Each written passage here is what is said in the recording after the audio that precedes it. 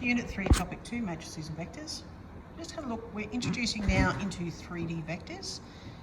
And in terms of unit vectors, we're now going I, J and K. This is continuing on from what we did in grade 11 work in Unit 1.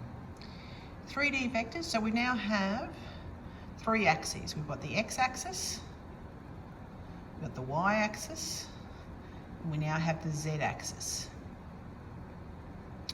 And our unit vector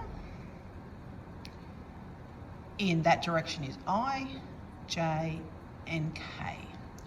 So we might have a position of a point, let's say a point A, which is at point 2, 3, 4. So that's its X, Y and Z as a point.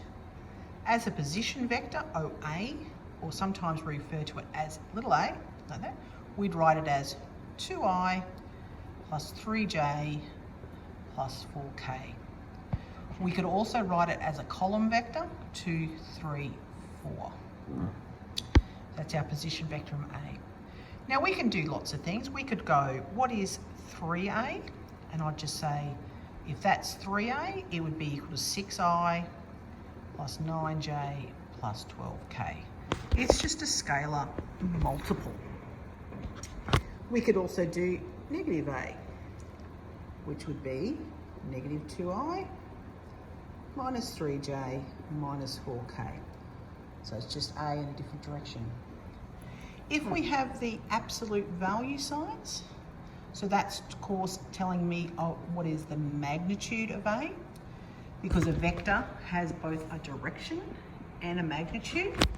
The magnitude of A would be the square root of 2 squared, 3 squared, 4 squared.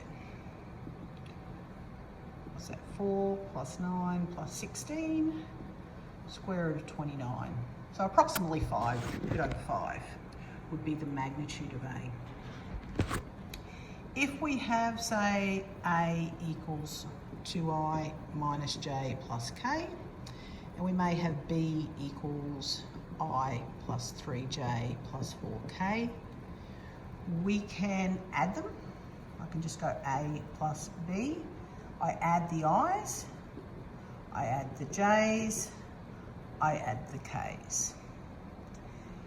We can always do multiples too. So if I wanted to do 2A plus 3B, so that'd be 4I plus negative 2J plus 2K plus 3I plus 9J plus 12K, 7I, 7J plus 14K. So we can do scalar multiple, we can add them, we can find the magnitude, and remembering just in the X, Y, Z direction, they're I, J and K.